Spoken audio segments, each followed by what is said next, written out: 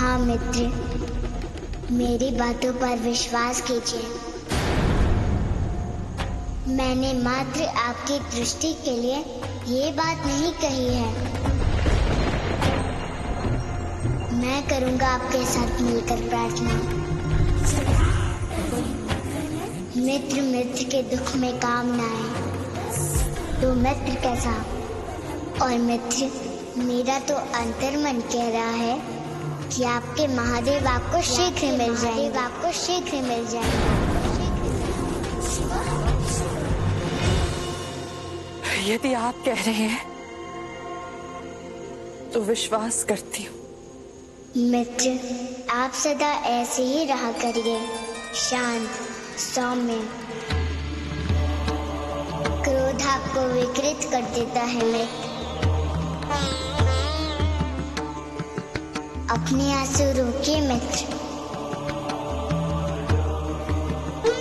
आपका ये दुख क्षणिक है, केवल कुछ समय का।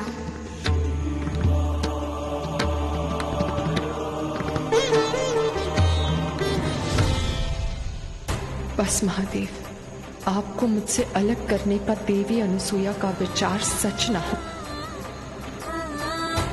अन्यथा मुझको भय है कि भविष्य में उनको कहीं आदि शक्ति के कोप का भाजन न बनना पड़े। यही कारण है मेरे क्रोध का।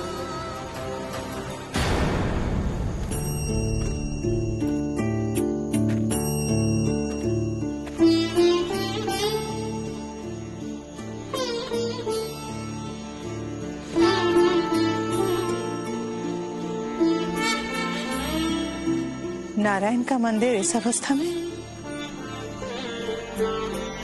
कभी यहाँ भक्तों की भीड़ लगी रहती होगी देवी। भक्तों ने भी भगवान को निर्जन और एकांत में छोड़ दिया। परिस्थितिवश लोग भगवान को छोड़ देते हैं देवी। भगवान तो अपने भक्तों को कभी नहीं छोड़ते। कदाचित जीवोपार्जन के संघर्ष ने भक्तों को अपने भगवान से दूर कर दिया होगा और नारायण इस जीर्ण शीर्ण मंदिर में अकेले रह गए। मंदिर चाहे कैसे भी हो ऋषिवर, हम नारायण को अकेले नहीं छोड़ेंगे। आज रात्रि हम यही विश्राम करेंगे। उत्तम विचार है देवी। आइए।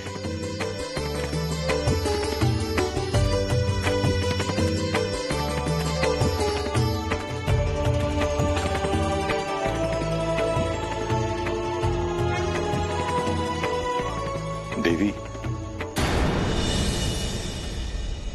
मेरे मन में एक प्रेरणा ने जन्म लिया है। कल प्रातः उठकर हम सर्वप्रथम इस मंदिर को स्वच्छ बनाएंगे और उसके उपरांत नारायण की विधिवत पूजा अर्चना करेंगे और उसके बाद ही आगे की यात्रा प्रारंभ करेंगे देवी। अवश्य ऋषिवर।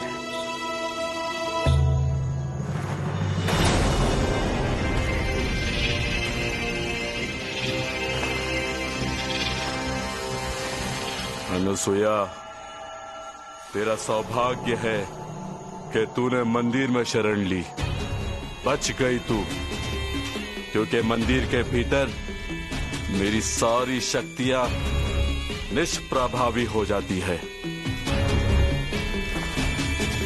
परंतु कल नहीं, कल तेरे बाहर निकलते ही बाल शिव के कष्ट के लिए आरंभ करूंगा तुझ पर कष्टों का अंतहीन क्रम।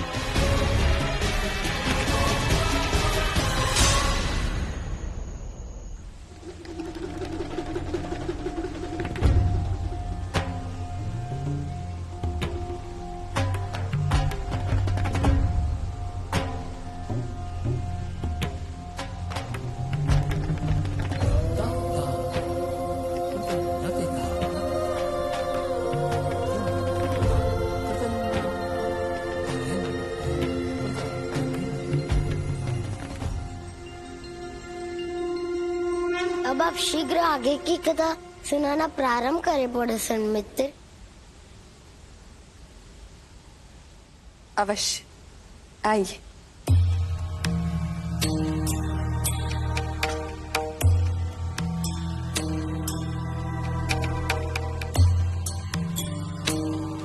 श्री राम की घटना के पश्चात कई समय तक कैलाश पर शांति छा गई थी।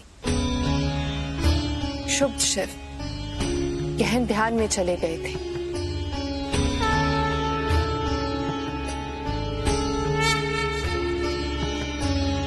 और सती एकाकी जीवन जी रही थी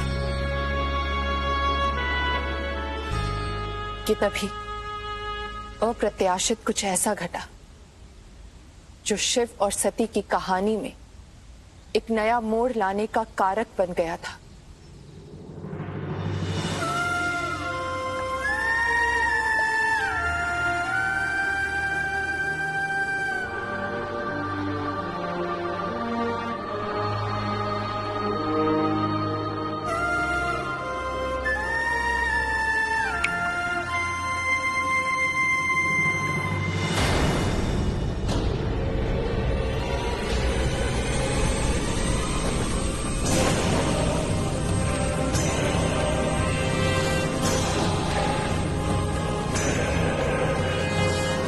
समस्त देवतागण आकाश मार्ग से कहां जा रहे हैं? इनकी यात्रा का प्रयोजन क्या है? ब्रह्मांड में ऐसी कौन सी घटना घटने का संकेत है ये? मुझे किसी से इसके बारे में पूछना होगा।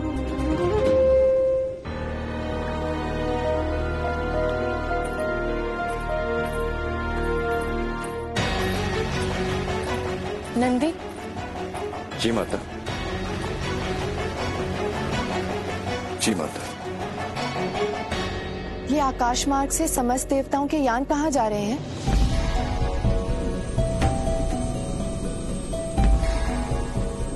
मुझे इस विषय में कुछ ज्ञात नहीं है माता।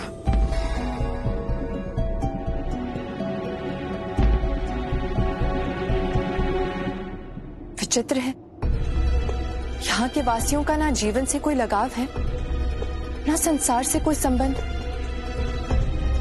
अब किससे पूछूं इस आवागमन के विषय में?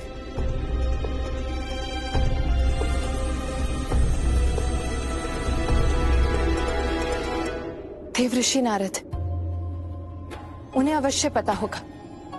संसार में घटने वाली सभी घटनाओं की जानकारी रखते हैं वो। मैं उन्हीं का आवाहन करूंगी।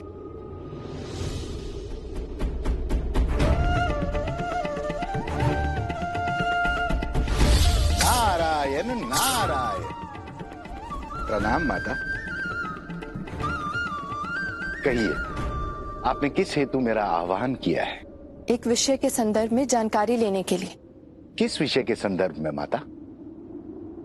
आकाश की ओर देखिए, कहाँ जा रहे हैं ये सभी देवता एक साथ? ब्रह्मांड की किस घटना की साक्षी बनने जा रहे हैं?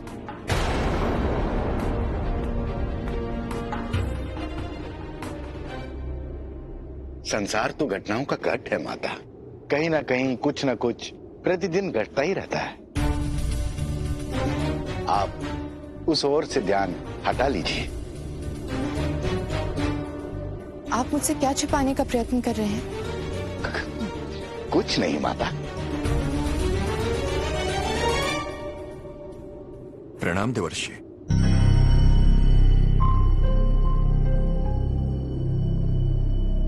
प्रणाम नंदी।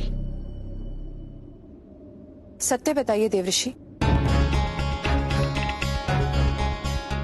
माता, जो आप जानना चाहती हैं, उसे जानना आपके लिए उचित और हितकर नहीं होगा। उस बात के परिणाम की चिंता आप मत कीजिए। बताइए, आपको आपके ज्येष्ठ भ्राता की पुत्री की सौगंध। अब तो मुझे बताना ही पड़ेगा। माता, ये समस्त देवगण एक यज्ञ में जा रहे हैं। तो ये बात आप मुझसे छिपा क्यों रहे हैं? वो इसलिए क्योंकि वो यज्ञ आपके पिता प्रजापति दक्ष कर रहे हैं।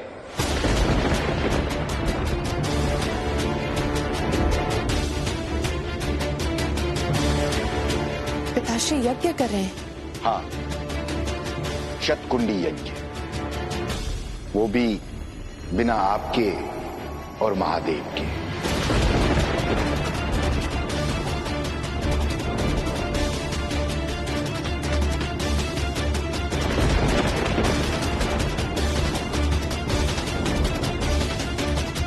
कदापि नहीं, पिताश्री ऐसा कदापि नहीं कर सकते। माता, मुझे आपके इस दुख का पूर्व अनुभव था, इसीलिए मैं आपको ये बात नहीं बताना चाहता था, परंतु ये सत्य है। प्रजापति दक्ष ने आपको और महादेव को इस यज्ञ में निमंत्रण न देने का निर्णय लिया है।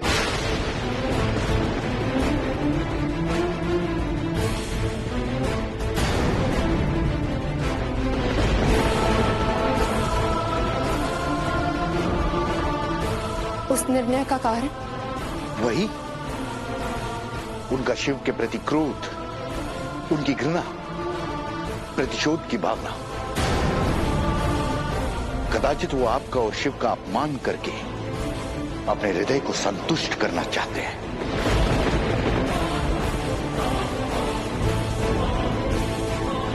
माता, मेरा आपसे यही परामर्श है कि आप इस यज्ञ को भूल जाइए। नहीं देवर्षि, इस यज्ञ को भुलाना उचित नहीं होगा।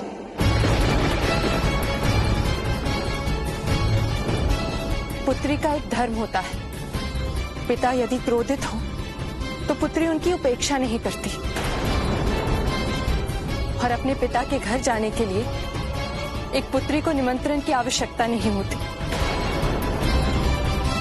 मैं जाऊंगी, अवश्य जाऊंगी, और आप देखना, मेरे पिताश्री मुझे देखकर हर्षित होंगे।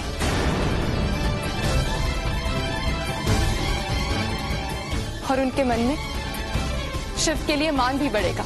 परंतु बिना आमंत्रण कहीं जाना अपमान का कारक होता है माता। मुझे नहीं लगता है कि प्रभु आपको वहां जाने की अनुमति देंगे। मुझे उनकी अनुमति चाहिए भी नहीं।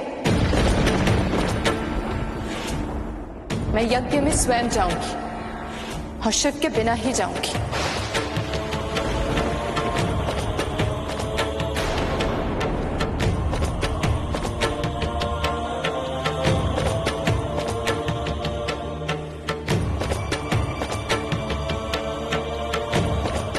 परंतु बिना निमंत्रण? मेरा मायका है, मेरा घर है, मैं वहां अवश्य जाऊंगी।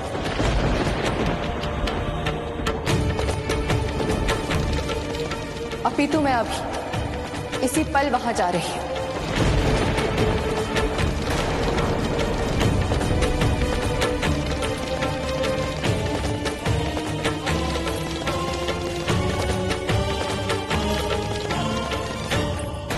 नारायण नारायण। नंदी, हमें तत्काल महादेव को ये सूचना देनी होगी। हाँ देवर्षि। तुम आगे चलो, चलो।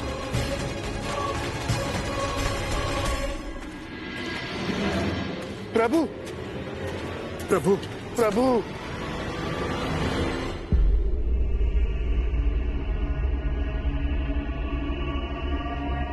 प्रभु, माता को रोक लीजिए प्रभु, उन्हें मत जाने दीजिए। कहाँ जा रही है सती?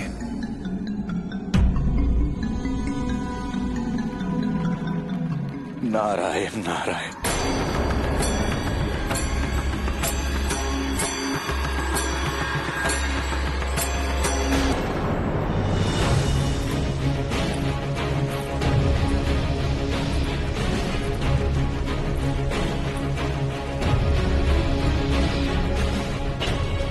पिताश्री, उस दिन इस शमशान रेखा को पार कर मैं आपके संसार से इस संसार में आई थी,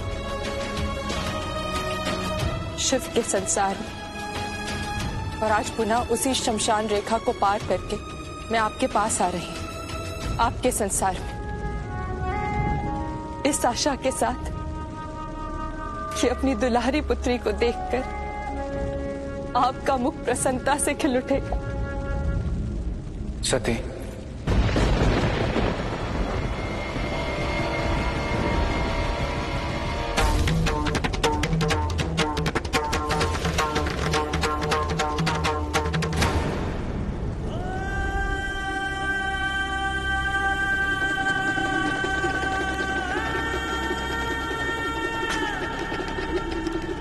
पुनः ये बताने की आवश्यकता नहीं कि मैं आपकी दृष्टि में अयोग्य हूं। यदि मैं योग्य होती तो मेरी एक छोटी सी भूल के कारण आप मेरा वामांगी होने का अधिकार मुझसे नहीं छीनते।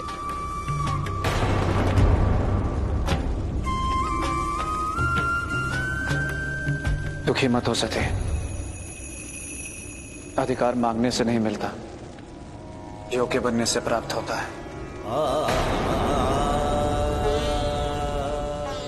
जिस दिन तुम योग्यता प्राप्त कर लोगे उस दिन तुम्हें तुम्हारा अधिकार स्वतः प्राप्त हो जाएगा।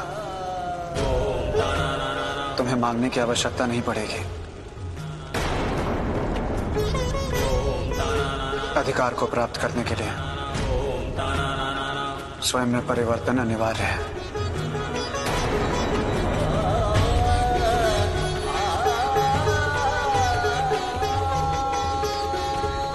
रहने दीजिए, मैं जानती हूँ आपके यहाँ आने का अभिप्राय क्या है। आप यही पूछना चाहते हैं ना कि बिना आपकी आज्ञा, बिना आपके परामर्श, बिना आपकी अनुमति मैं घर कैसे जा रही हूँ? ये निर्णय लेने का अधिकार किसने दिया मुझे? नहीं सती,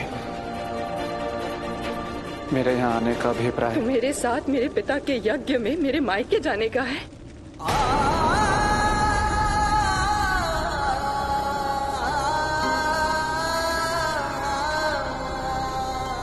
ये तो प्रसन्नता की बात है।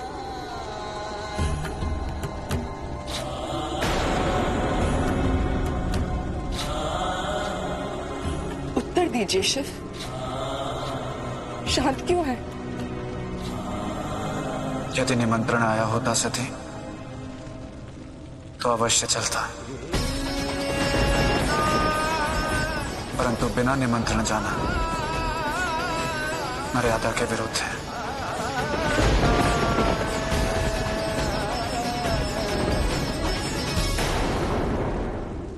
आपकी बातों ने प्रमाणित कर दिया कि आप मुझसे प्रेम नहीं करते हैं शिव।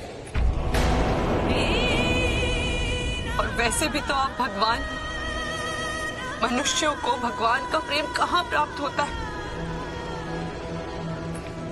प्राप्त होता है तो वो है केवल कृपा। सती, भगवान की कृपा की उत्पत्ति भी करुणा और प्रेम से ही होती है।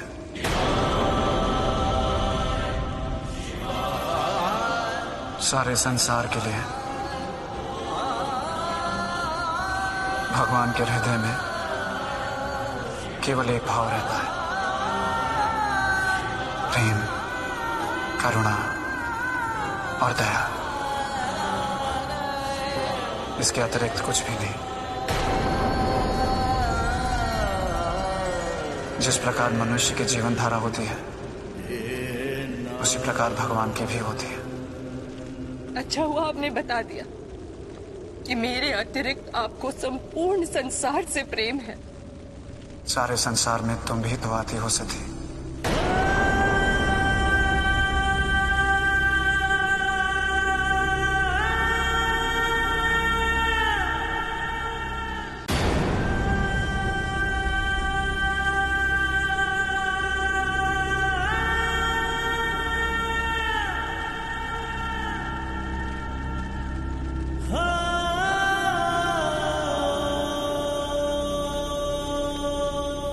जब आपको संपूर्ण संसार से प्रेम है तो मेरे पिताश्री से भी अवश्य होगा।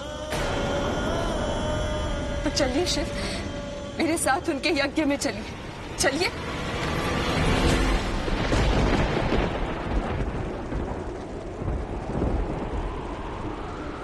सती, विवाह के पश्चात पुत्री के लिए पिता का घर पराया हो जाता है और पराये स्थान पर बिना निमंत्रण के जाने से सम्मान नहीं मिलता। और पति होने के नाते